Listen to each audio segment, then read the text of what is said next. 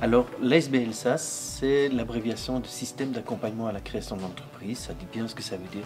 Nous aidons des personnes demandeuses d'emploi ou autres qui souhaitent créer leur propre entreprise, créer leur propre emploi.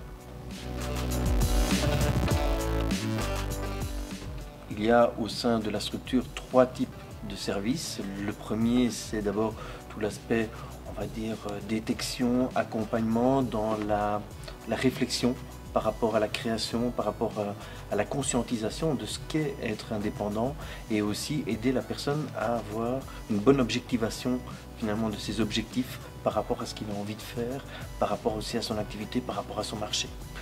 Deuxième partie, c'est la partie test, c'est la partie couveuse au sens strict du terme.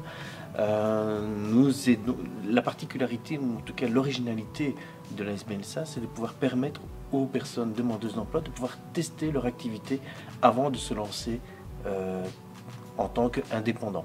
Tout ça pendant une période de 6 mois, 9 mois ou 1 an. Voilà, on teste l'activité, on teste la faisabilité, on teste aussi son marché, tout en restant demandeur d'emploi. Ça, c'est vraiment la grosse originalité. Troisième partie, troisième type de service, c'est tout le suivi post-création par rapport aux porteurs de projets qui sont passés par chez nous, qu'ils passent en phase de test ou qu'ils ne passent pas en phase de test. Au jour d'aujourd'hui, il y a plus de 250 personnes qui sont passées par la couveuse entreprise. On a un taux de création qui tourne aux environs des 60%, mais ce qui est certainement le plus intéressant, c'est que près de 70% des personnes qui sont passées par le dispositif et qui ont créé leur activité existent toujours après 3 ans. Et ça, c'est le chiffre dont on peut être le plus fier. Parce que ce que nous faisons, c'est vraiment un accompagnement. Nous travaillons avec le porteur de projet, nous travaillons sur l'humain, nous travaillons sur le capitaine du bateau.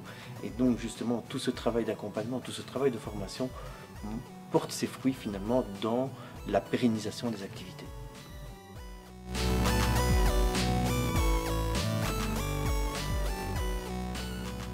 Alors effectivement, pour nous, c'est important d'être présent au Salon de l'Emploi et de la création d'activités AESO le 12 mai, tout simplement parce que c'est un salon qui touche particulièrement notre public, non seulement les demandeurs d'emploi, mais également les demandeurs d'emploi qui sont porteurs d'un projet.